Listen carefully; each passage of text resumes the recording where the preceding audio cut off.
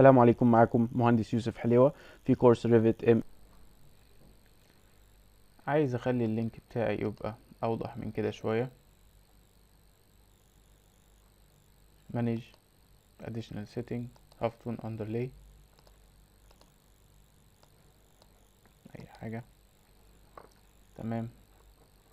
عايز اشيل الجريدز ديت، تاب على واحدة منهم، كليك يمين hide in view by category. لو عملت by element هيخفي الاليمنت ده بس، لكن انا عايز الكاتيجوري يخفي كل اللي شبه. لو الخطوط دي برضو مضايقاني ممكن اشيلها بنفس الطريقة، hide in view by category، شيلها كده. عندي الفلور بلان بقى شكله احسن. لو عملت زوم بيظهر لي شكل الارضية كده. لو انا عايز اشيل شكل الارضية دوت من اللينك ممكن اشيله عن طريق اللي انا هروح visibility and graphics، هنزل تحت لحد فلورز، هلاقي قصاد عند فلورز مش هشيل التشيك بتاعت الفلورز، لا هاجي هنا override and buttons، هدوس اوكي، هقول له visible شيل التشيك، اوكي دي كمان راحت. تمام. عايز ابدا احط السبيسز بتاعتي. السبيسز قلنا من analyze space، وزع هنا، وزع لي الباقي automatically.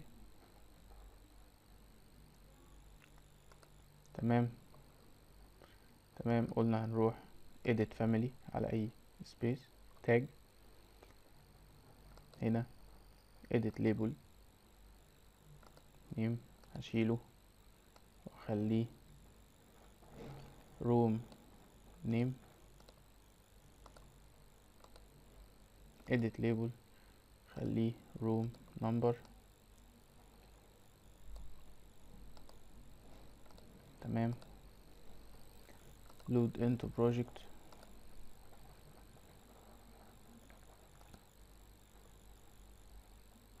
تمام. الاسامي عندي بقت موجودة. قلنا عايزين نغير الاسامي بتاعت السبيس للاسامي بتاعت نيم.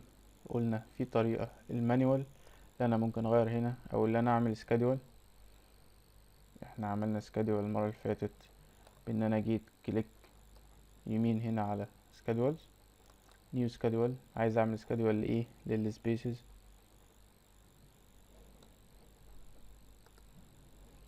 اوكي رومز، اختار روم نيم والروم نمبر، سبيسز نيم ونمبر.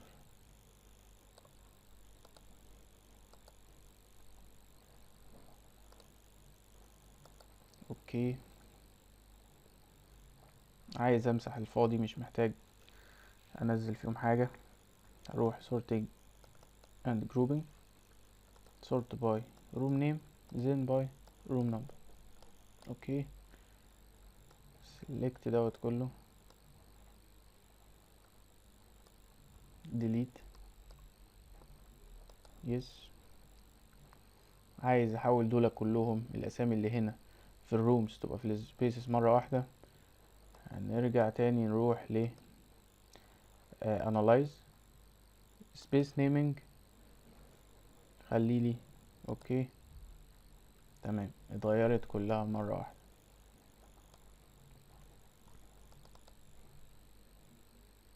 عايزين بقى نبدأ الشغل بتاعنا.